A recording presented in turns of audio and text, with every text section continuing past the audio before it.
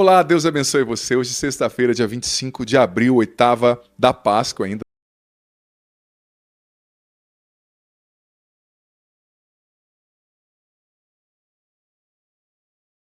A austeridade na quaresma e agora somos convidados a mergulhar nesse tempo de graça que é a Páscoa. Olha, hoje é sexta-feira, peço por favor, não suma do canal amanhã, domingo. Tem gente que acha que sábado e domingo é dia de tirar férias da espiritualidade, né? Não, vem participar, ouve a homilia, ouve a Bíblia em um ano, tira 15 minutos para estar com o Senhor. Não é porque é final de semana que você chuta o balde e vai ficar só na frente da televisão, né? Ou só cuidando das outras coisas. Vem rezar, tá bom? Escreve aqui nos comentários seus pedidos de oração, seus impossíveis, quero rezar por você, por essas realidades, tá bom? O Evangelho está em João 21, do 1 ao 14. Ouçamos com atenção. Naquele tempo, Jesus apareceu de novo aos discípulos, à beira do mar de Tiberíades. A aparição foi assim. Estavam juntos Simão Pedro, Tomé chamado Dídimo, Natanael de Caná da Galileia, os filhos de Zebedeu e os outros 2 discípulos de Jesus. Simão Pedro disse a eles: "Vou pescar." Eles disseram: "Também vamos contigo." Saíram e entraram na barca, mas não pescaram nada naquela noite. Já tinha amanhecido e Jesus estava de pé na margem, mas os discípulos não sabiam que era Jesus. Então Jesus disse: "Moços, tendes alguma coisa para comer?" Responderam: "Não." Jesus disse-lhes: "Lançai a rede à direita da barca e achareis." Lançaram, pois, a rede e não conseguiram puxá-la para fora, por causa da quantidade de peixes. Então o discípulo a quem Jesus amava disse a Pedro: "É o Senhor." Simão Pedro, ouvindo dizer que era o Senhor, vestiu sua roupa, pois estava nu, e atirou-se ao mar. Os outros discípulos vieram com a barca, arrastando a rede com os peixes. Na verdade, não estavam longe da terra, mas somente a cerca de 100 metros. Logo que pisaram a terra, viram brasas acesas, com peixe em cima e pão. Jesus disse-lhes: "Trazei algum dos peixes que apanhastes." Então Simão Pedro subiu ao barco e arrastou a rede para a terra. Estava cheia de 153 grandes peixes. E apesar de tantos peixes, a rede não se rompeu. Jesus disse-lhes: "Vinde comer." Nenhum dos discípulos se atrevia a perguntar quem era ele, pois sabiam que era o Senhor. Jesus aproximou-se, tomou o pão e distribuiu por eles. E fez a mesma coisa com o peixe. Esta foi a terceira vez que Jesus, ressuscitado dos mortos, apareceu aos discípulos. Palavra da salvação, glória a vós, Senhor. Amado filho, amada filha, como eu tenho falado ao longo dessa semana, a gente não pode ser fixado só na quaresma. Tem gente que é assim, que na quaresma reza rosário, na quaresma faz penitência, depois na Páscoa é como se estivesse liberado da espiritualidade, não precisasse rezar mais, não precisasse celebrar. Olha, a cruz, ela só tem sentido por causa da ressurreição, tá? Ela não é um fim, ela é um meio. Então, celebre bem a Páscoa, não fique só parado na dor do Calvário. Tem gente que tem uma espiritualidade que é só cruz, né? Só Calvário. Mas é importante também, né? Celebrar a ressurreição. E os evangelhos nesta semana estão trazendo as narrativas da ressurreição. E o que aconteceu aqui, gente? Vamos ser bem honestos. A gente vê os discípulos perdidos, os discípulos desanimados, os discípulos numa crise existencial, uma crise de fé, porque Jesus tinha morrido, né? Tinha sido assassinado cruelmente, morrido como amaldiçoado, porque estava escrito na lei de Moisés que quem morresse pendurado no madeiro seria maldito, né? Então Jesus morreu como um amaldiçoado, e eles não sabiam bem aonde ia dar esse negócio da religião, do cristianismo. Jesus não estava mais com eles.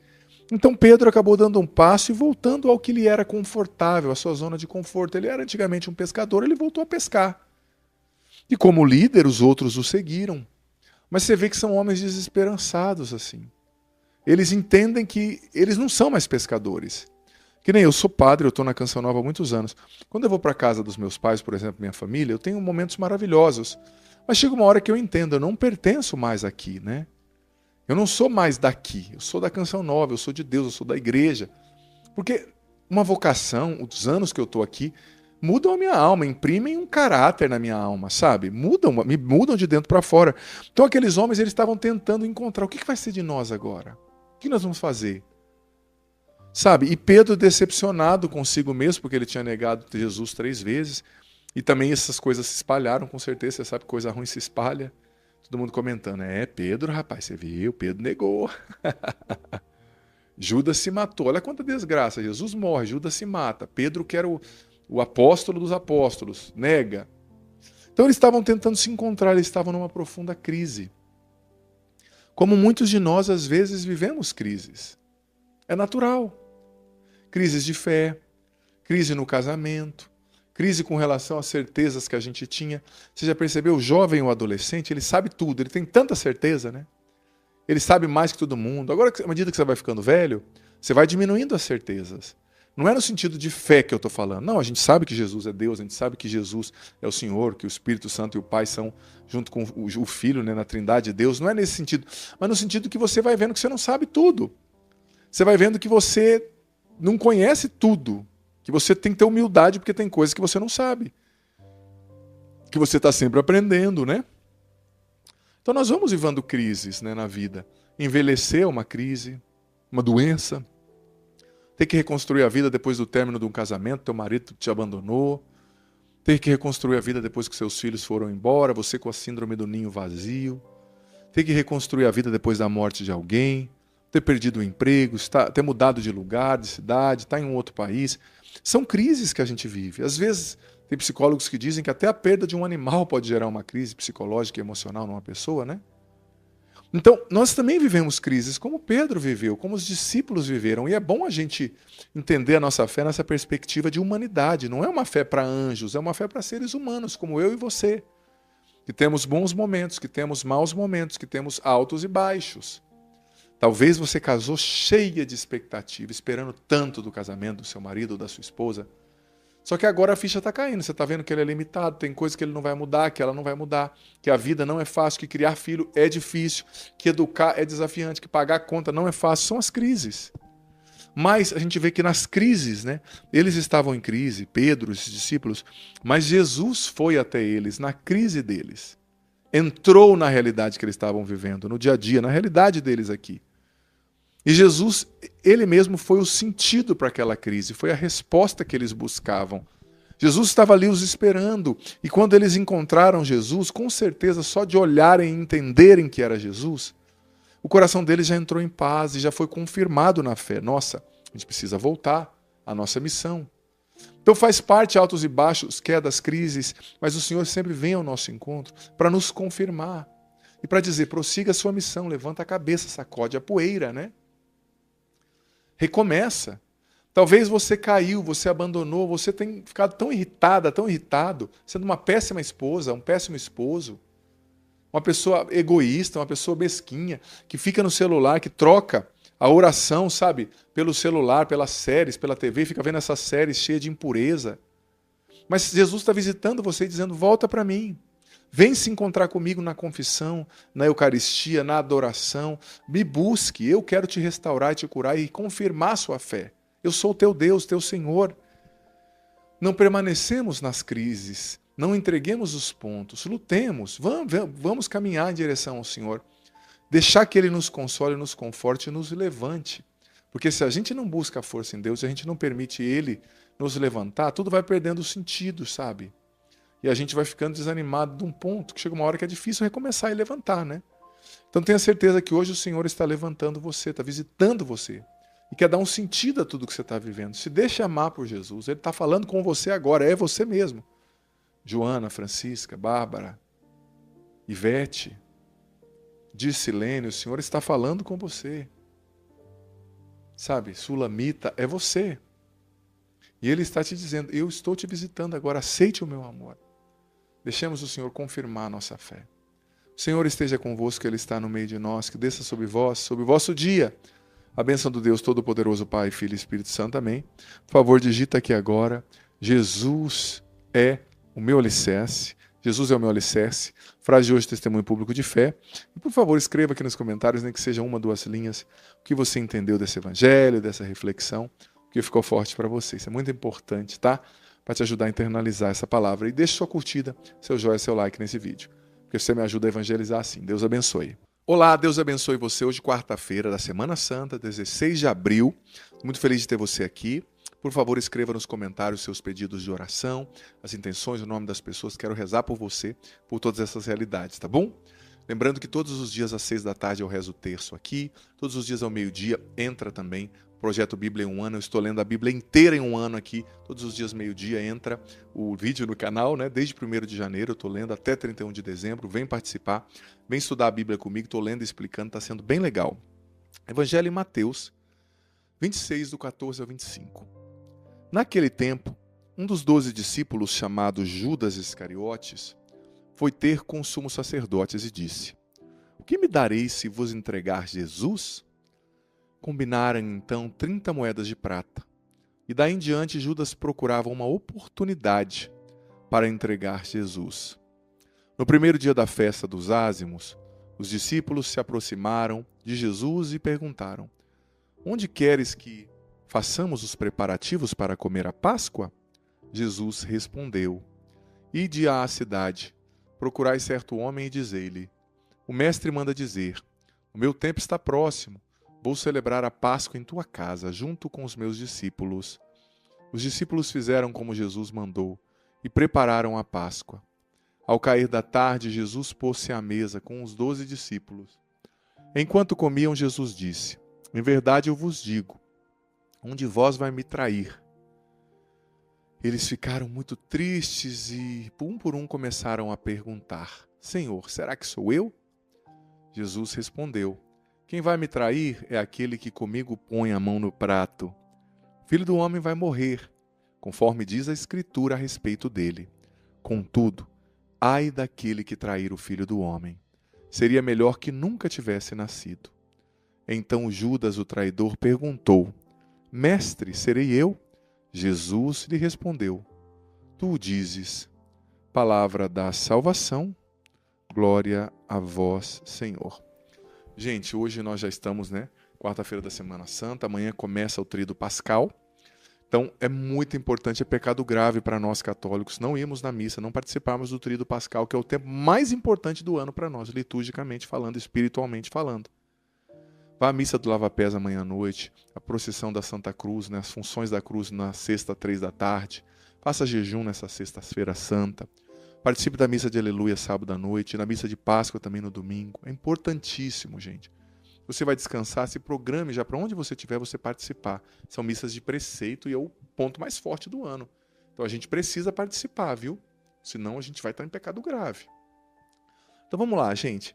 A gente vê Judas que traiu Jesus, por 30 moedas de prata, e depois Judas perguntou: "Serei eu?" Jesus foi blunt ali, foi claro com ele, falou: "Sim, vai ser você que vai me trair." Mas um versículo aqui me chamou a atenção, Judas conversou com os sacerdotes ali, que combinaram dar a ele 30 moedas de prata pela traição, e do versículo 16, daí em diante, Judas procurava uma oportunidade para entregar Jesus. Vamos entender uma coisa. Guarda essa palavra no teu coração. Uma oportunidade. Em primeiro lugar, a traição, ela não acontece de uma hora para outra, tá? Isso é importante. Para Judas chegar a concretizar o fato da traição, ele já vinha gestando essa traição dentro do seu coração. Assim como quando um homem trai uma mulher trai o homem. Ela vai gestando, ela vai aceitando um pensamento. Meu marido não é tão bom no sexo, por exemplo. Meu marido não é tão bom esposo. Minha esposa tá gorda. Que vizinha mais bonita. Aquela mulher do meu trabalho. Aquela mulher da academia. Cuidado com a academia, viu? Tem muita traição que começa na academia. Tem gente que não tá pronto para ir na academia. Tá vivendo crise no casamento. Não vá com a sua esposa. Enfim, a traição foi gestada. E quais são os elementos que muito provavelmente, fizeram Judas trair Jesus? Os elementos que fazem com que nós traiamos Deus. Primeiro lugar, falta de oração. Segundo lugar, distância do coração.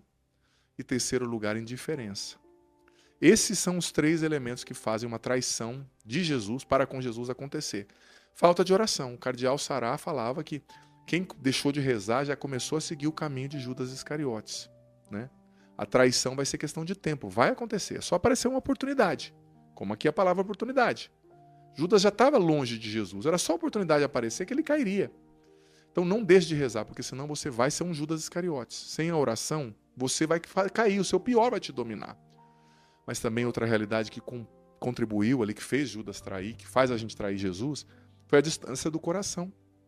A distância do alinhamento de ideias, da perspectiva, do ponto de vista. Ou seja, Judas começou a divergir do jeito de Jesus pensar.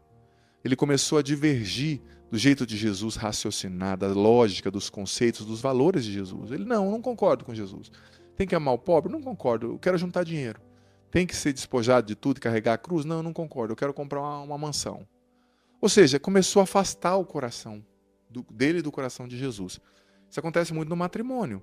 O casal tem que olhar o homem e a mulher para a mesma direção. Tem que partilhar sonhos em comum, tem que partilhar, tem que conviver, tem que namorar, tá?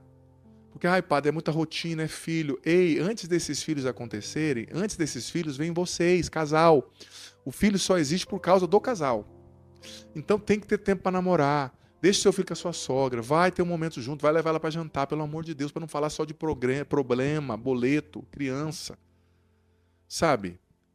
Aí começa a viver que nem irmão. A esposa quer que o marido seja uma amiga legal, que paga as contas, que seja legal, não tem vida íntima, não tem nada. E o marido, por sua vez, quer que a mulher seja uma empregada. Não dá. Tem que ter parceria, tem que ter romance, tem que ter amor, tem que estar com o coração perto, tem que pensar igual, tem que caminhar na mesma direção. Isso serve para o casal, mas também na vida espiritual. O seu coração precisa estar alinhado com o coração de Jesus. Como? Lendo o Evangelho e começando a pensar como Jesus. Tem muito católico que vai à missa, mas não pensa como Jesus, que apoia o aborto, sem mesmo entender o porquê. Você já perguntou por que a igreja diz que o aborto é errado? Você já parou para se perguntar? Você já leu o catecismo? Você vai ouvindo o que as pessoas falam no jornal, nessas televisões aí comprometidas em contrariar tudo que o Evangelho diz, e vai tirando suas conclusões? Que raio de católico é você? Vai ler a Bíblia, vai ler o catecismo, vai entender o que a sua igreja ensina antes de criticar. Porque talvez você está na igreja, mas a sua cabeça é de pagão. Você não pensa como Jesus. Seu coração e sua mente se afastaram dele como Judas. Você vai trair. É só questão de oportunidade, sabe? Oportunidade. E a terceira coisa que contribuiu, que fez com que Judas traísse Jesus, e que faz também que a gente traia Jesus e traiamos uns aos outros, é a indiferença. A frieza do coração, né? Gente, o contrário do ódio, do amor não é o ódio, é a indiferença. Você vai ficando indiferente. O outro não está bem. Que se exploda. Minha esposa está triste, a mãe dela morreu. Eu vou jogar videogame. O meu esposo teve um dia difícil no trabalho. Não estou nem aí, eu também estou cansada. A indiferença. A gente não se coloca, o que eu dizia ontem, no lugar do outro. A gente não sofre com o outro. Na Bíblia está escrito na carta aos Romanos: chorai com os que choram, alegrai-vos com os que se alegram. Ou seja, viva um só coração com o outro. Mas essa indiferença, o outro que se exploda, eu quero o meu primeiro. Isso destrói uma relação e faz com que a gente traia o outro. Num casamento, por exemplo, mas também faz com que a gente traia Jesus. Às vezes o nosso coração vai ficando indiferente a Jesus, indiferente à cruz. A gente não medita mais sobre a paixão de Jesus. A gente não se emociona, nem se deixa tocar mais pela cruz, pelo crucificado que diz: foi por ti, porque eu te amo. Ninguém te ama como eu. A gente vai afastando-se do sentimento religioso. A gente vai se tornando um funcionário do sagrado. Eu vou à missa, já sei tudo, já sei o que vão falar. A gente vai deixando de ter sensibilidade espiritual. A indiferença, isso vai fazer com que a gente siga o mesmo caminho de Judas Iscariotes. Então combatamos a indiferença, amemos concretamente, alinhemos o nosso coração com o de Jesus, pensemos como ele, leamos a Bíblia, incorporemos os seus valores, os valores do Evangelho, o jeito de pensar de Jesus, e rezemos todos os dias, sobretudo a visita ao Santíssimo Sacramento, porque é isso que vai fazer com que nós não caiamos e vençamos o pecado. O Senhor esteja convosco, Ele está no meio de nós. Desça sobre vós a bênção do Deus Todo-Poderoso, Ele que é Pai, Filho e Espírito Santo. Amém. Digita aqui agora: eu quero ser fiel. Nossa frase de hoje, testemunho público de fé. Quero ser fiel. Também escreva nos comentários, nem que seja uma, duas linhas, o que você entendeu desse evangelho, dessa reflexão, o que ficou forte para você. Isso é muito importante, tá? Deus abençoe. Ótimo tríduo pascal para você. Olá, Deus abençoe você. Hoje, terça-feira, dia 15 de abril, né? Terça-feira da Semana Santa. Essa semana é muito especial, gente. Muito especial.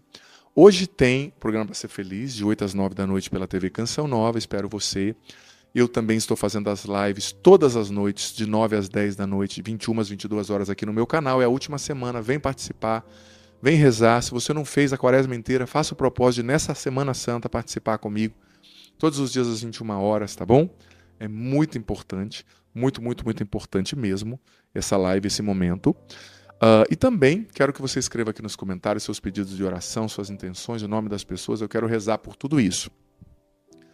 Vamos lá para o Evangelho de hoje, terça-feira, 15 de abril, que está em João, capítulo 13. Gente, muitas coisas acontecendo ao mesmo tempo nesse Evangelho, né? Eu vou tentar resumir tudo isso aqui, porque são muitas realidades acontecendo numa mesma cena, né? No mesmo Evangelho. Em primeiro lugar, o Evangelho diz no versículo 21 que Jesus ficou profundamente comovido. O que quer dizer profundamente comovido? Ele estava mexido, ele estava triste, ele estava abatido. Ele sabia que o destino que lhe esperava, gente, não era fácil. Ele sabia que ele teria, que enfrentar a morte, a cruz. Então, ele precisaria que esses discípulos o consolassem, né? O que você precisa quando você está mexido, triste, diante de coisas que você tem que enfrentar? Você está tratando um câncer, você está vivendo um processo difícil com seu filho nas drogas, você está vivendo a frustração de não ter casado, você está vivendo tanta coisa, sabe? Você precisa de consolo, você precisa que alguém te entenda. Só que esses discípulos, eles eram tão avoados, sabe? Eles não estavam prontos. Então eles não entenderam. E ainda Jesus tinha que ficar falando, explicando, não vai me trair. Pedro, você disse que vai ficar comigo, né? Não vai me deixar. Ainda hoje, antes do galo cantar, você vai me negar 3 vezes, tal. É tão triste quando a gente precisa ser consolado e a gente não encontra consolo, né? E é tão triste quando a gente está do lado de pessoas egoístas, porque uma pessoa egoísta, ela não vê nada além dela mesma, né? Ela só vê o próprio umbigo. Só vê o próprio umbigo. E olha, esses discípulos, talvez eles fossem muito espirituais, mas eles não eram humanos. Você sabe que a gente tem que ser muito espiritual, mas a gente tem que ser muito humano também. Porque isso, a caridade, a humanidade, é o fruto da nossa espiritualidade, sabe? Porque se você é muito espiritual, parece um anjo, mas não tem sensibilidade para tratar os outros, não tem humanidade, não consola as pessoas que estão abatidas, não entende o processo das pessoas, me perdoe, você não tem caridade, você não tem fruto a sua espiritualidade, ela é vazia. Sabe, a gente tem que ter compaixão das pessoas. Tem gente que é muito espiritual, tudo é pecado, tudo está errado, ela parece um anjo vivendo na vida, mas não tem a capacidade de se compadecer de quem sofre. Você sabia que o pecador que está lutando para vencer o pecado também sofre? O traidor também tem uma dor, ele quer... Muitas vezes ele olha para ele e fala, eu não queria ser assim. Claro, existem os pecadores convictos, entregues ao pecado, óbvio, à traição, ao erro, mas existe muita gente que está lutando.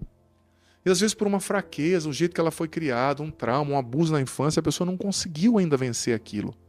Mas está lá o santo, o perfeito, o espiritual dizendo, você vai para o inferno. Tem lugares nos quais você chega que o jeito que as pessoas te olham, né, os espirituais, tipo assim, eu estou no céu, você é inferior, você pecador, você impuro. Opa, não tem vida, essa espiritualidade é vazia, não tem caridade. A caridade é o fruto da espiritualidade. É como uma flor que só tem caule, mas não tem a flor em si, né, as pétalas, a rosa, a flor em si mesma. Tem muita gente que é muito espiritual. É muito espiritual, reza o Rosário da Madrugada, reza comigo aqui de 9 às 10 da noite, diante do Santíssimo, no canal, todo dia, mas chega em casa, o filho está doente, trata o filho como se ele fosse um impostor mentiroso, briga com o marido. O marido trabalhou o dia inteiro. Olha, eu quero dar um toque, dar um conselho para você que é esposa, e para você que é esposo também, né? Eu sou padre, né? Padre, ouve muita confissão, ouve muita gente. Claro que a gente não fala nada de confissão, mas a gente vai aprendendo. Às vezes o cara trabalhou o dia inteiro, ele está cansado, ele está arrebentado. Quando ele chega em casa, o lar, né, como diz o ditado, né, é o lugar do descanso do guerreiro. Ele mal pisou em casa, ele não consegue ter 10 minutos para relaxar. A esposa já despeja um monte de coisa, ou o esposo, no caso. Eu vou usar a esposa, mas pode acontecer de ambos os lados, né? O esposo fazer isso. Mas a esposa despeja um monte de coisa e começa a cobrar e faz um escarcéu e grita porque ele não tirou o sapato na hora de entrar, minha filha. É mais fácil você pegar o pano e passar, vai demorar 2 minutos, do que você fazer a vida do seu casamento, do seu esposo, um inferno, entendeu? Cadê a sua caridade? Rezou o dia inteiro. Ficou na madrugada. Mas aí, cadê a caridade? Cadê o fruto? Cadê a rosa? Só tem caule. Não tem vida a sua espiritualidade. Deixa o seu marido relaxar, deixa ele tomar um banho, depois você vai conversar. Sabe? Ai, padre, eu também estou estressado. Eu sei, mas vai resolver você deixar ele estressado? Aí vão ficar dois estressados. A gente tem que ter sabedoria nos nossos relacionamentos. Aí a pessoa começa a fazer o quê? O marido começa a não ir para casa, começa a arranjar churrasco, começa a arranjar futebol, porque ele não suporta estar com você. Ou vice-versa, a esposa não suporta estar com você. A gente tem que ser mais leve. A gente é tão espiritual, mas às vezes é tão pesado, não consegue entender. Gente, a gente tem que se colocar no lugar das pessoas. Que nem às vezes pregações que eu vejo, desculpa a sinceridade. A pessoa, tipo assim, descendo a lenha, metendo o dedo na cara de todo mundo, falando de coisas muito assim, né? Sobre a vida afetiva, sexual. Claro, a gente tem que ser casto, santo, é o mandamento. Mas tem pessoas que estão em diferentes processos. Aí vai uma pessoa lá que nunca deu um beijo na boca, sabe? Entrou na vida espiritual com 10 anos de idade. Julgar um outro que tem uma história difícil, que luta até hoje, que tem as suas fraquezas, que viveu muita coisa impura. Não dá, isso é falta de caridade. Se coloca no lugar do outro, você não sabe o que ele está sentindo. Você nunca deu um beijo na boca, você nunca namorou alguém além do seu marido e acha que todo mundo vai se encaixar no seu quadradinho? Maturidade. Se coloca no lugar do outro, é empatia. Sem caridade, sem empatia, não tem espiritualidade autêntica. É mentira, é vazia a sua espiritualidade. Então, quando Deus vai colher os frutos da sua espiritualidade na caridade, que fruto ele acha? Tem caridade? Porque, repito, o que adianta você jejuar e ficar bravo e fazer da vida de todo mundo um inferno, e gritar com seu filho e obrigar todo mundo a jejuar, que é obrigar todo mundo a ir para a igreja? Não é assim, filha. Deus não obriga, Deus ama, Deus convida, Deus quer salvar, mas Ele não impõe. Sejamos mais leves, sejamos mais caridosos, sejamos mais empáticos, nos coloquemos no lugar do outro. Porque o que adianta ser espiritual se você não é humano? Jesus, ele era Deus, mas ele também era homem. Aqui ele precisava ser consolado, ele precisava ser, sabe? Como muitas vezes no sacrário ele está sozinho, precisando de consolação. Que a gente visite, que a gente adore. Mas a gente só olha para os nossos problemas, só olha para o nosso umbigo e não se coloca no lugar do outro. Isso não vai nos salvar. Como dizia São João da Cruz, no alvorecer da vida seremos salvos pelo amor, não pelo julgamento. E esse orgulho espiritual que muita gente tem, que se acha tão espiritual a ponto de mandar todo mundo para o inferno, isso pode te levar para o inferno. Então nos convertamos, sejamos mais humildes, mais modestos, mais caridosos. Que o Senhor nos ajude a viver isso, nessa Semana Santa e sempre. O Senhor esteja convosco, Ele está no meio de nós, que desça sobre vós, vosso dia, a bênção do Deus Todo-Poderoso, Pai, Filho e Espírito Santo. Amém. Digita aqui agora, eu quero ser caridoso. Eu quero ser caridoso. Nossa frase de hoje, testemunho público de fé. E por favor, escreva aqui nos comentários, nem que seja uma, duas linhas, o que você entendeu desse evangelho, dessa reflexão, o que Deus está falando ao seu coração. Muito importante. Escreve aqui, Deus abençoe. Olá, Deus abençoe você. Hoje, terça-feira, dia 15 de abril, né? Terça-feira da Semana Santa. Essa semana é muito especial, gente, muito especial. Hoje tem programa para ser feliz, de 8 às 9 da noite pela TV Canção Nova, espero você. Eu também estou fazendo as lives todas as noites, de 9 às 10 da noite, 21 às 22 horas aqui no meu canal. É a última semana, vem participar, vem rezar. Se você não fez a quaresma inteira, faça o propósito de, nessa Semana Santa, participar comigo. Todos os dias às 21 horas, tá bom? É muito importante, muito, muito, muito importante mesmo, essa live, esse momento.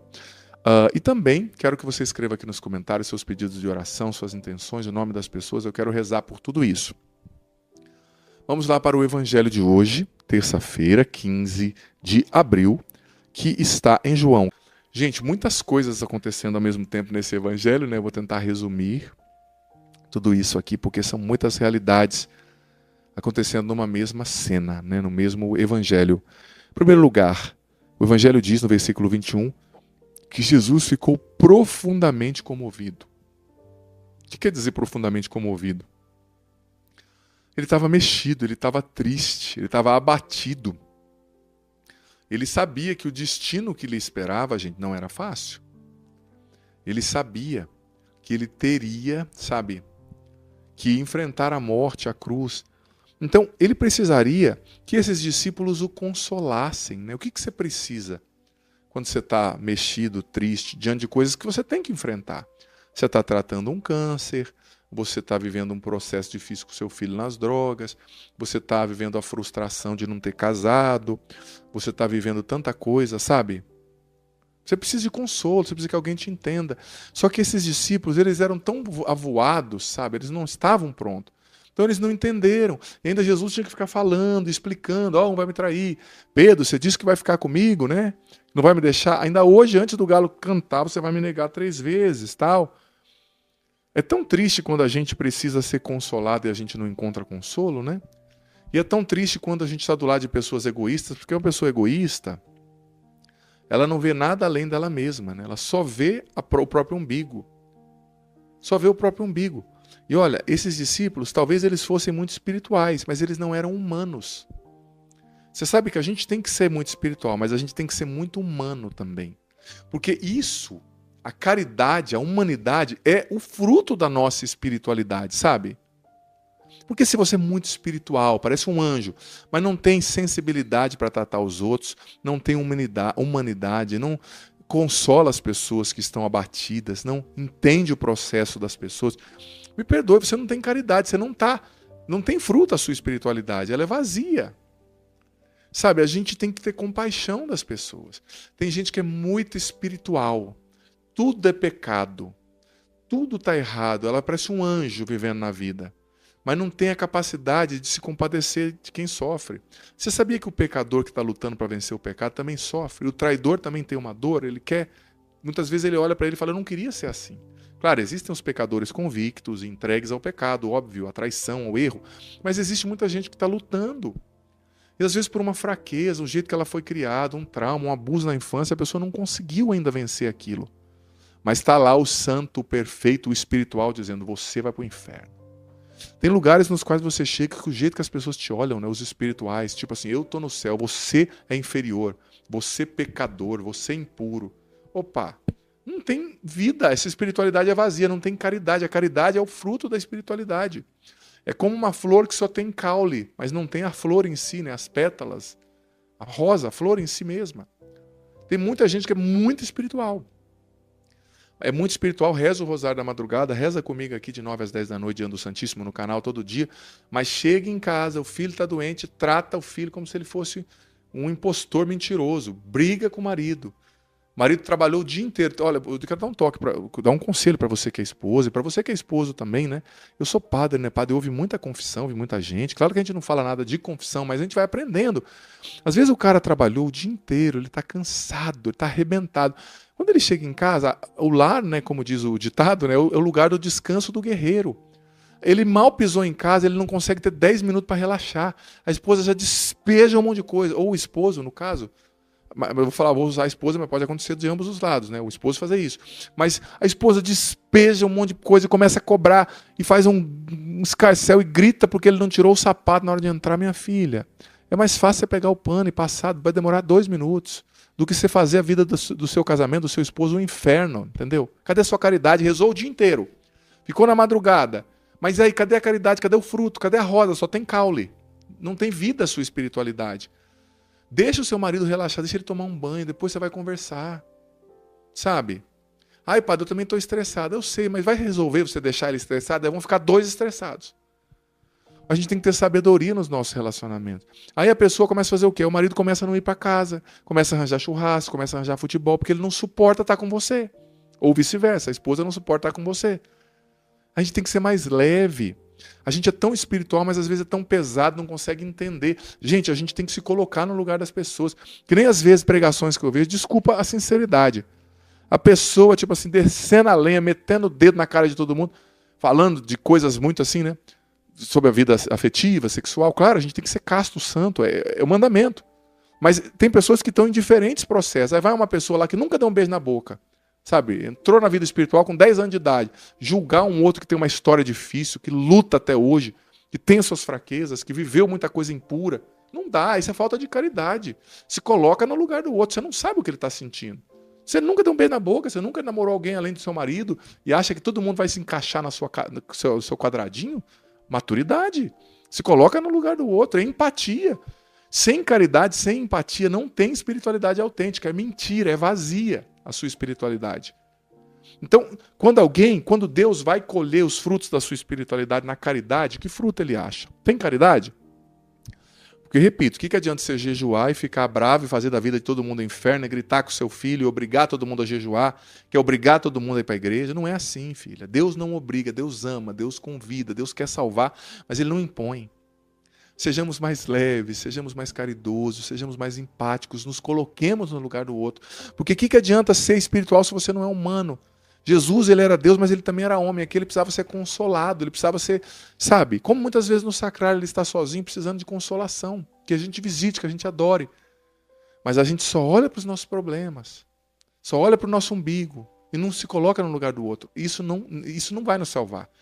Como dizia São João da Cruz, no alvorecer da vida seremos salvos pelo amor, não pelo julgamento. E esse orgulho espiritual que muita gente tem, que se acha tão espiritual a ponto de mandar todo mundo para o inferno, isso pode te levar para o inferno. Então nos convertamos, sejamos mais humildes, mais modestos, mais caridosos. Que o Senhor nos ajude a viver isso, nessa Semana Santa e sempre. O Senhor esteja convosco, Ele está no meio de nós, que desça sobre vós, vosso dia, a bênção do Deus Todo-Poderoso, Pai, Filho e Espírito Santo. Amém. Dita que agora eu quero ser caridoso. Eu quero ser caridoso. Nossa frase de hoje, testemunho público de fé. E por favor, escreva aqui nos comentários, desculpa, nem que seja uma, duas linhas, o que você entendeu desse evangelho, dessa reflexão, o que Deus está falando ao seu coração. Muito importante. Escreve aqui, Deus abençoe. Olá, Deus abençoe você. Hoje, segunda-feira, 14 de abril, segunda-feira da Semana Santa, tá? Essa semana é muito especial, viva bem essa Semana Santa. Tente ouvir menos música, ficar menos na internet, menos no WhatsApp, sabe? Tente se concentrar mais, ler mais a palavra de Deus, fazer a via sacra. E viva bem o tríduo pascal. Semana Santa não é feriadão. Você vai viajar, vai descansar, que bom, mas veja lá onde você vai estar, que hora que é a missa, participe, é importante. No tríduo pascal, quinta-noite, sexta-tarde, sábado-à-noite e domingo. É o tempo mais importante da nossa fé, gente. Tá bom? Escreva aqui nos comentários seus pedidos de oração, o nome das pessoas, as situações, o padre vai rezar, tá? Deixa seu joinha, like, curtida nesse vídeo para me ajudar a evangelizar.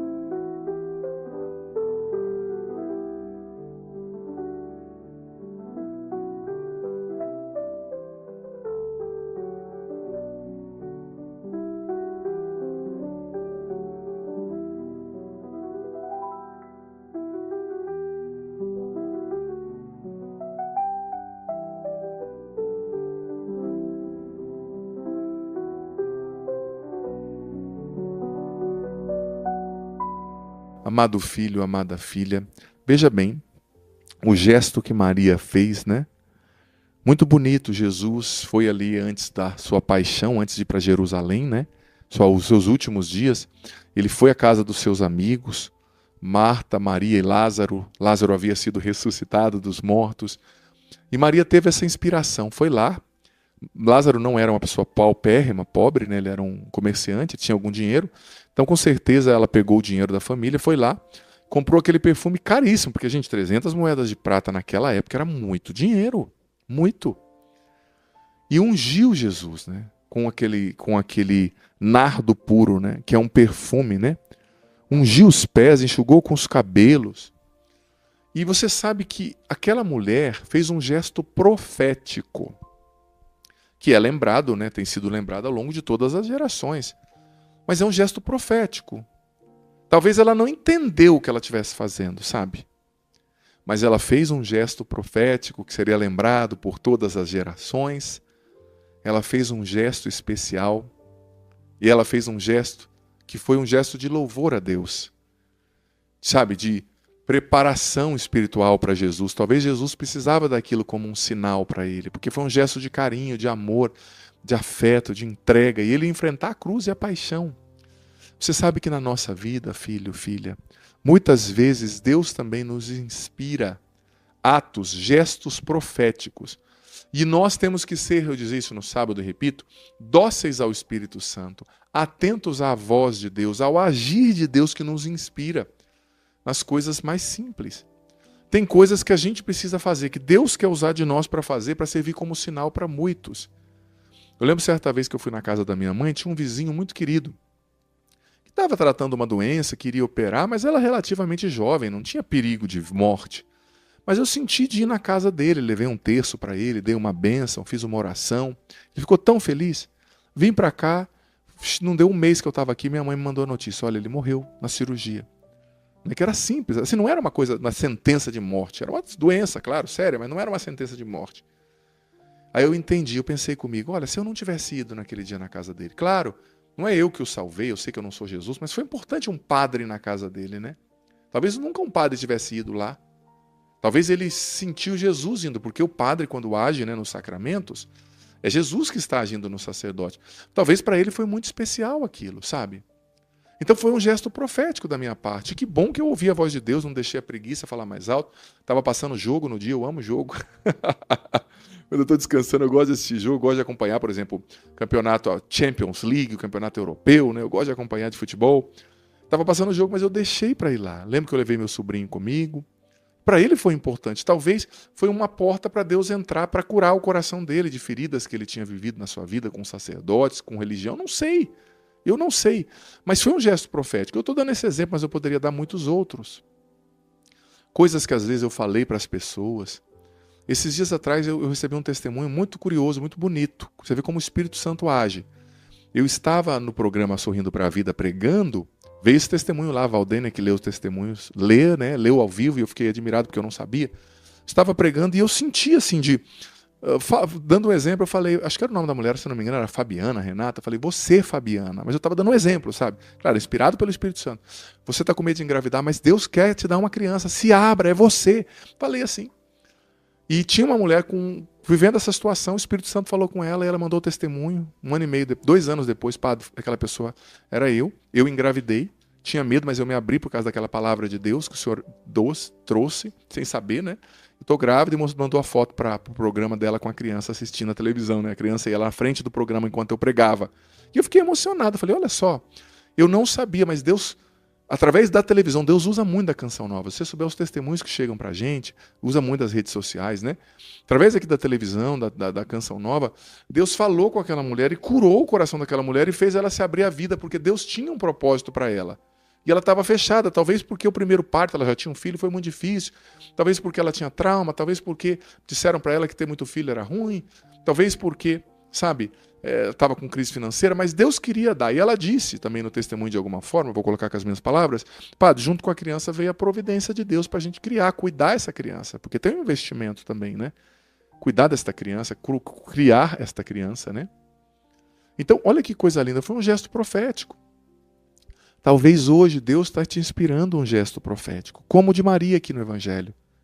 Tua mãe está doente, vai lá visitá-la, vai lá dizer para ela que você a ama, que você a perdoa, vai pedir o perdão. Seu pai está no asilo, vai lá vê-lo, é Semana Santa. Esteja com ele, fique 2 horas ouvindo-o, conversando.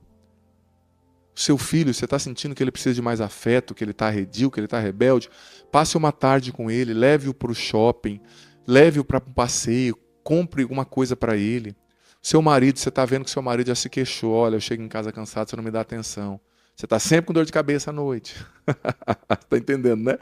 Você está sempre assim, Deus já está te mostrando. Depois você vai esperar o quê? Acontecer uma traição para você falar, há 2 anos ele está me falando que eu tinha que ser mais carinhosa. Há 2 anos ele está me falando que a gente tinha que ter uma vida afetiva, sexual mais intensa, mais de casal mesmo, parece que a gente é irmão, né, amigo. Há 2 anos ele está me falando. Sabe, não espera acontecer. Age, criatura. O Espírito Santo está te inspirando, é um gesto profético, faça.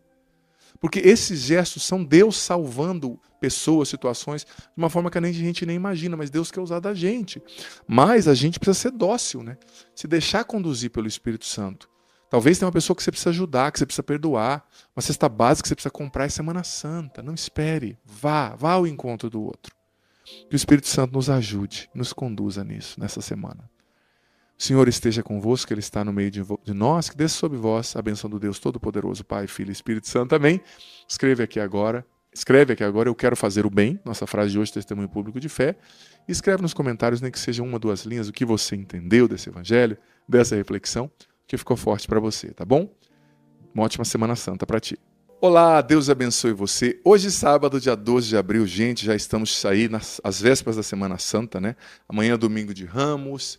Estamos aí concluindo quase o tempo da quaresma, é um tempo muito especial. E as penitências, os jejuns que você faz para a quaresma, eles não acabam no domingo de Ramos, tá? Eles acabam no domingo de Páscoa. Então segura a onda aí, tá bom? Quero convidar você a escrever aqui nos comentários seus pedidos de oração, o nome das pessoas, as situações, quero rezar por tudo isso. Quero convidar você, se quiser e puder, tiver um tempo, depois aqui da homilia, venha maratonar no meu canal, tem muita coisa boa para você assistir aqui. Tem a playlist dos vídeos aleatórios com muitos conteúdos bons. Por exemplo, pode um católico ser espírita? Tem um vídeo lá explicando isso. Masturbação é pecado? Por quê? Tem vídeos lá explicando isso. Tem vídeos de vários conteúdos. Tem a playlist das orações poderosas, que está maravilhosa. Orações para todos os temas. Tem a playlist dos meus clipes. Tem a playlist da homilia diária. Playlist da Bíblia em 1 ano. A playlist também das lives quaresmais que eu estou fazendo toda noite, 21 horas, de 21 às 10 aqui no meu canal. Tá? Hoje, sábado, não tem, mas eu quero convidar você a maratonar no meu canal. Tem muita coisa boa para ti. Amado filho, amada filha, nós vemos no evangelho de hoje que esse evangelho aconteceu justamente depois da ressurreição de Lázaro. Porque a ressurreição de Lázaro foi o último e maior sinal de Jesus no evangelho de João, que são 6 sinais, né? 7 sinais, desculpa, que são muito fortes. E a ressurreição de Lázaro foi um sinal inegável, profundo, que mexeu com as pessoas. Tinham sumos sacerdotes também lá, que eram amigos de Lázaro, sabe? E Lázaro estava no sepulcro há 4 dias, quando abriram a pedra, estava cheirando mal, a decomposição. As pessoas viram e Jesus o ressuscitou. Então, um milagre inegável, um milagre fortíssimo. Só que esse sinal, que tocou o coração de tantos, né? Olha só. Tocou, porque era um sinal muito evidente, muito forte. Ele tocou o coração de muitos, esse sinal. Mas ele fechou o coração de muitos também. Ou seja, o coração desses judeus aqui, dos líderes. Gente, era um sinal fortíssimo, né? Era para esses homens se abrirem ao Senhor, ao céu, às coisas religiosas, a Jesus que era Deus ali. Mas esse sinal os fechou muito. Santo Agostinho dizia, né? Um mesmo fogo amolece a uns e endurece a outros, né? Ele dizia que pessoas passam pelo fogo do amor de Deus, fogo da aprovação, e são amolecidas, né, por esse fogo. Lembrando a metáfora ali do ferro que é derretido, né, pelo fogo. Mas outras pessoas passam pelo fogo e continuam irredutíveis, não se dobram, não se deixam derreter, tocar, forjar pelo amor de Deus. Isso é triste. Isso é muito triste. Tem pessoas, eu como padre eu posso dizer, às vezes eu vou visitar, né, na UTI, fui muito, hoje vou menos, mas quando eu morava em São Paulo, capital, na Canção Nova de lá, eu ia muito em hospitais, na unção dos enfermos, etc. E tem pessoas que às vezes a família levava você lá, não era nem a pessoa que queria. E você vê que a pessoa na hora da morte, gente, Alguns na hora da morte, né? Os ateus na hora da morte, muitos se convertem, acreditam em Deus, né? Mas alguns ainda irredutíveis. Não quero confessar, não quero reconhecer que eu sou errado, pedir perdão a Deus, e morrem e vão para o inferno. Mas é o mistério da iniquidade, da dureza do coração do ser humano, que chega a um nível, muitas vezes, surpreendente. Mas como que uma pessoa chega a esse nível? Em primeiro lugar, como dizia Santo Tomás de Aquino, pelo fechamento ao amor, né? Ao amor de Deus. Nós temos que nos abrir ao amor de Deus, deixá-lo nos amar, reconhecer que somos amados por Ele. Segundo lugar, nós temos que deixar a graça de Deus nos tocar, os apelos da graça de Deus, porque Deus está sempre, entenda bem o termo, apelando, agindo, nos direcionando, falando conosco através da sua graça. Olha, você precisa mudar, você precisa ver menos televisão, você precisa rezar mais, você precisa ficar menos no celular, você precisa deixar esse pecado, você precisa sair desse adultério, você precisa se casar.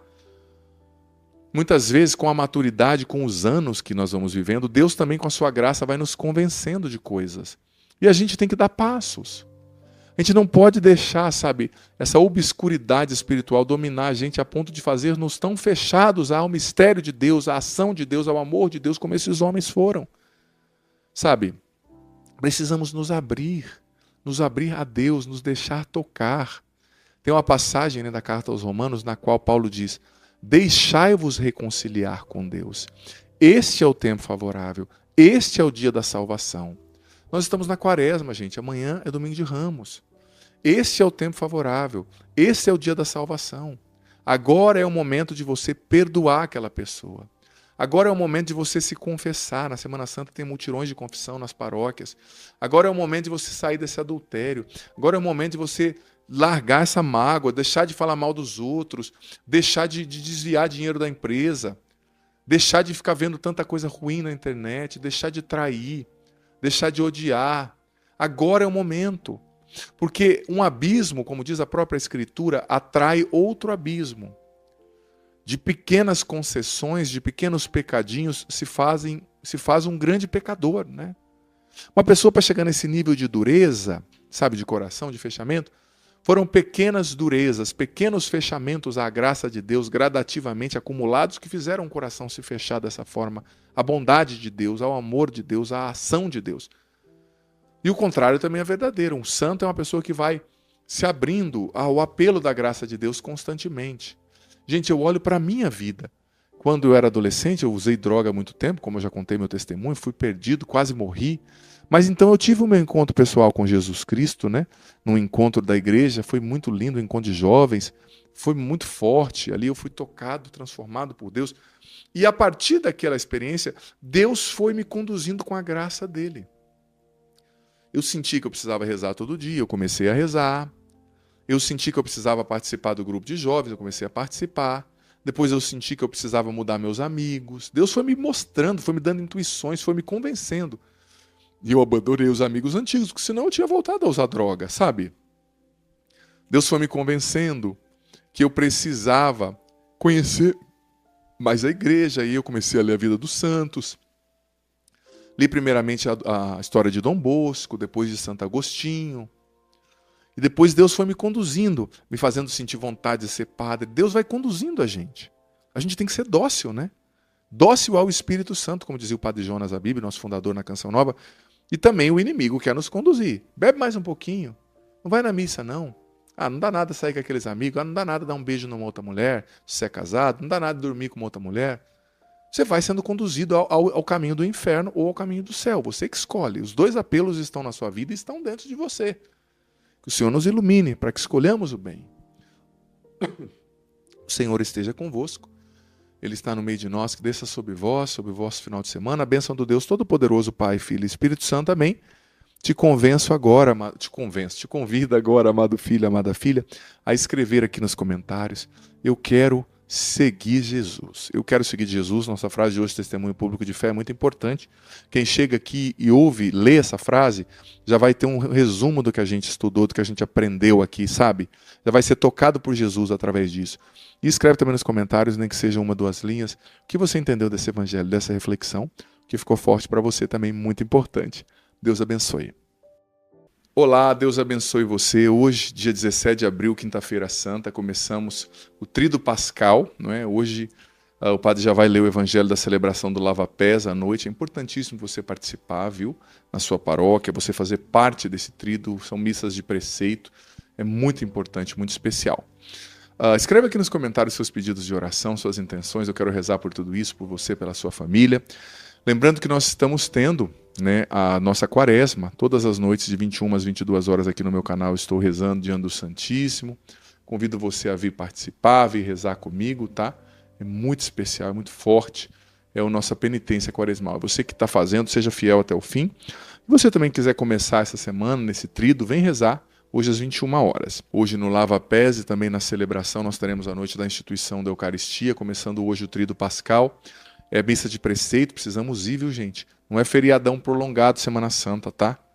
É momento de espiritualidade. Pode descansar, pode ir para o lugar, mas viva com esse recolhimento, indo às missas, importantíssimo. E olha, hoje é a instituição da Eucaristia, né? O maior dom que Jesus nos deu na igreja, seu corpo e seu sangue. Não é? Na Santa Ceia ele instituiu a Eucaristia. Ele falou, isto é o meu corpo, isto é o meu sangue. Depois ele instituiu o sacerdócio. Ele disse, fazei isto em memória de mim.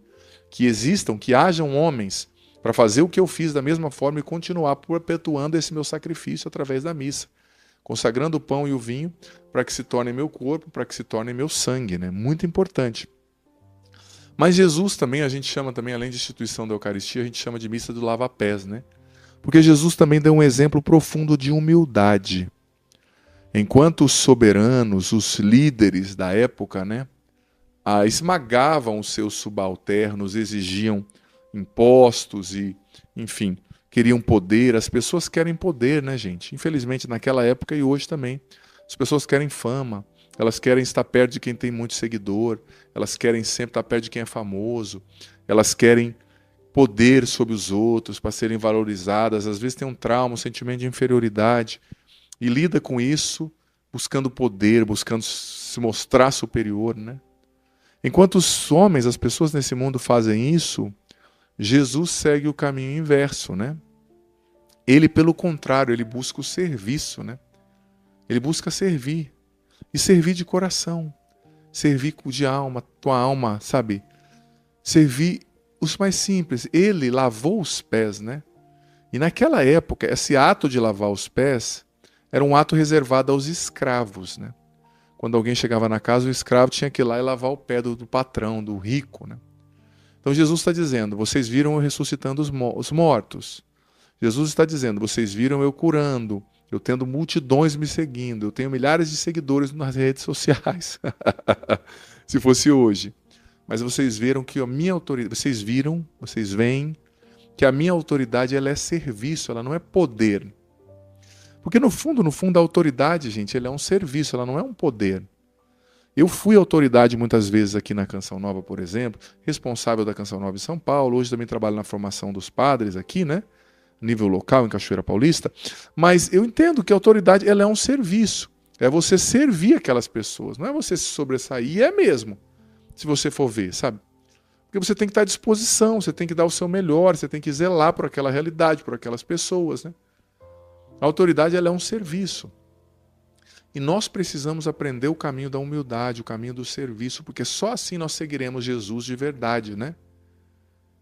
Nós precisamos nos esvaziar do nosso ego, da nossa busca por reconhecimento.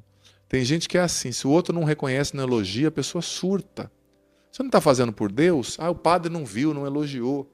Tudo bem, é bom a gente ter um elogio, faz bem, a gente é carente, tudo bem. Mas o elogio não pode ser o que te move, sabe? O que te move tem que ser o serviço, o amor a Deus. A disposição de servir a Deus, de agradar a Deus. Agrada tanto o coração de Deus quando a gente serve com humildade, quando a gente serve por amor a Deus e não por outros motivos, sabe? Agrada muito o coração de Deus quando a gente serve com humildade. Quando a gente serve com disposição, quando a gente serve com entrega de vida. Sejamos humildes. E, padre, mas onde eu vou servir? Você é uma mãe? Você está servindo, cuidando dos seus filhos. Dê um sentido para cada refeição que você faz para os seus filhos. para cada fralda que você troca. Dê um sentido, marido, para cada hora que você fica no trabalho, para cada sacrifício que você faz. Você está fazendo esses sacrifícios, você está servindo a Deus no teu filho. Você está servindo a Deus na sua família, nos seus irmãos, nos seus paroquianos, nós padres, né? É a Deus que você e eu estamos servindo e temos que fazer por Ele. Esse sentido muda tudo, sabe?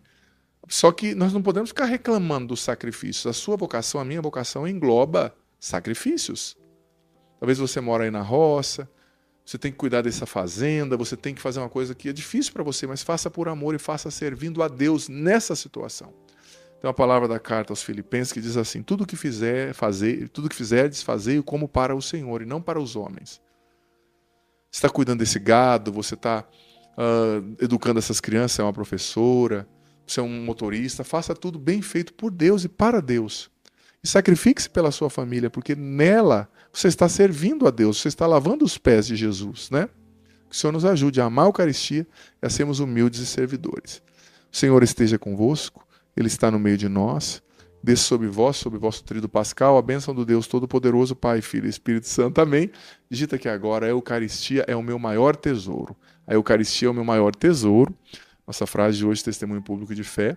E escreva aqui nos comentários, né, que seja uma, duas linhas, que você entendeu desse evangelho, dessa reflexão, que ficou forte para você, tá bom? Deus abençoe. Olá, Deus abençoe você. Hoje, sábado, 19 de abril, Vigília Pascal, um dia muito especial, um dia que Nosso Senhor desceu, né, à mansão dos mortos para lá trazer os que estavam aprisionados lá, né, e os levar para o céu. Até Adão e Eva foram visitados, né, aquele cântico lindo, aquele texto lindo de Santo Agostinho, do século IV, que fala isso. É um dia de silêncio, que Jesus está no sepulcro, mas espiritualmente já está trabalhando e preparando o nosso coração para gritar, né, para proclamar o grande aleluia na missa de hoje, à noite na Vigília Pascal. Então as leituras já são, né, da vigília de hoje à noite. Quero convidar você a escrever os seus pedidos de oração aqui nos comentários. Também quero rezar por você por essas intenções. E quero convidar também você a compartilhar o link desse vídeo com seus contatos, com os grupos de WhatsApp. São várias leituras, gente, várias leituras. Depois eu vou falar um pouquinho melhor delas, mas agora eu quero ler o Evangelho. Veja bem, é uma epifania, né? As mulheres foram ao túmulo, 2 homens com roupas brilhantes apareceram, dizendo: o Senhor ressuscitou, né? Lembrai-vos do que Ele vos disse, né? Que Ele ia ser crucificado, ia ressuscitar. Os apóstolos ainda tiveram dificuldades de reconhecer, de acreditar nisso. Gente, mas antes de falar até só do Evangelho, eu quero percorrer um pouco o caminho dessa vigília santa que a gente vive hoje. A Vigília Pascal, ela é constituída por 4 partes essenciais, partes integrantes, né? A celebração da luz, né? A liturgia da luz, a celebração da palavra, a liturgia da palavra, a celebração batismal, a liturgia batismal, né? E a liturgia eucarística. Então, geralmente, se tem batismos, é aconselhável que se tenha, né? Começa com aquele rito da luz, todo mundo no escuro, acendendo ali a luz no fogo santo, o círio pascal, que representa Cristo. A luz nas trevas representa a passagem da morte para a vida. É uma celebração rica do ponto de vista simbólico, é uma celebração fantástica. E ela narra, gente, também as maravilhas de Deus ao longo da história, né? A história do mundo, a história da salvação, cujo ápice é a ressurreição de Jesus. Então a gente tem a proclamação da Páscoa no início, que é muito bonita, né? Depois nós temos as leituras. Primeira leitura de Gênesis, capítulo 1, sempre uma leitura e depois um salmo, né, que fala da criação. Segunda leitura, Gênesis 22, que fala do sacrifício de Abraão, né, a aliança de Deus com Abraão. Depois, terceira leitura do livro do Êxodo, capítulo 14, até o capítulo 15, que fala da passagem, né, dos israelitas no Mar Vermelho, né, a pé enxuta, a libertação. Quarta leitura do livro de Isaías, né, fazendo uma promessa messiânica dos tempos messiânicos, né, da vinda de Jesus. Quinta leitura do livro de Isaías, também 55, falando, né, da generosidade de Deus, falando que cada ímpio deve abandonar o seu caminho para seguir o Senhor. Sexta leitura de Baruque, capítulo 3, fala também, né, da volta, que a gente tem que voltar para Deus, porque Deus vai manifestar a sua glória em todas as nações, né, com a ressurreição de Cristo, com a vinda de Cristo. Sétima leitura de Ezequiel, né, uma promessa também do Espírito Santo que viria, de Deus que reconstruiria, né, Israel, curaria o seu coração, purificaria Israel dos ídolos, dos pecados. Depois, sempre uma leitura seguida do Salmo, depois a proclamação do Glória, e aí uma leitura do Novo Testamento, Epístola aos Romanos, capítulo 6, né, carta aos Romanos, falando da ressurreição de Cristo. Depois o Salmo 117, né, da graça ao Senhor porque Ele é bom, eterna é sua misericórdia, aleluia, aleluia, aleluia. Depois a proclamação do Evangelho. Mas a gente já canta o Glória, né? Nós já cantamos o Glória aqui. Antes da leitura aos Romanos, a gente canta o Glória.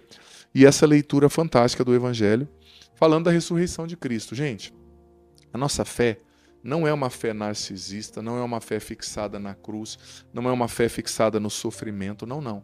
A gente vive na quaresma a penitência, a gente vive na quaresma, sabe, a reparação, mas não é porque você e eu fizemos penitência na quaresma, você rezou comigo todas as noites aqui de 21 às 22 horas no canal Diante do Santíssimo, você rezou o rosário na madrugada, e agora na Páscoa você parou com tudo, parou de rezar e é só celebração. Não, é um tempo ápice da nossa fé e é um tempo também de viver uma espiritualidade, continuar rezando, mas viver uma espiritualidade também do júbilo, da celebração. Porque a cruz ela não é um fim, ela é um meio. Tá? A cruz prepara a ressurreição, possibilita a ressurreição. Então nós não somos masoquistas, não somos viciados no sofrimento, na espiritualidade só austera. Sim, a austeridade faz parte do cristianismo, né? O sacrifício, o jejum, a penitência, a renúncia, mas também o faz parte do cristianismo a celebração, a alegria, o júbilo, porque Jesus ressuscitou. Então que hoje seja um dia de alegria para você e para mim. Que hoje seja um dia de celebração. Claro, o dia, né, mais silêncio, recolhimento, mas a partir da vigília pascal, explodamos, a gente tem que explodir em alegria, em celebração, em júbilo, cantar o glória na missa com toda a disposição, cantar o aleluia, fazer uma ceia pascal com a família depois da missa, sabe? Na qual se reza e na qual se alegra, não só porque é Páscoa, é feriado, mas porque Jesus ressuscitou e a gente precisa experienciar também a ressurreição de Jesus na nossa vida, sabe? Então, celebremos esse dia, sejamos alegres por sermos cristãos, porque a nossa fé é linda. Um Deus que se torna homem, que morre, que ressuscita, vencendo o maior de todos os inimigos, que era a morte, sabe? Então, é muito lindo. Desde já, Feliz Páscoa e participe da Vigília Pascal hoje, amanhã também participe da missa, isso é muito importante. O Senhor esteja convosco, Ele está no meio de nós. Desça sobre vós a bênção do Senhor, Pai, Filho e Espírito Santo. Amém. Digita aqui agora, a minha fé é linda. A minha fé é linda, a nossa frase de hoje, testemunho público de fé. E, por favor, escreve aqui nos comentários, nem que seja uma, duas linhas, o que você entendeu desse evangelho, dessa reflexão, o que ficou forte para você, tá bom? Deus abençoe, vá na Vigília Pascal, desde já Feliz Páscoa, amanhã a gente está aqui de novo para refletindo o evangelho. Deus abençoe.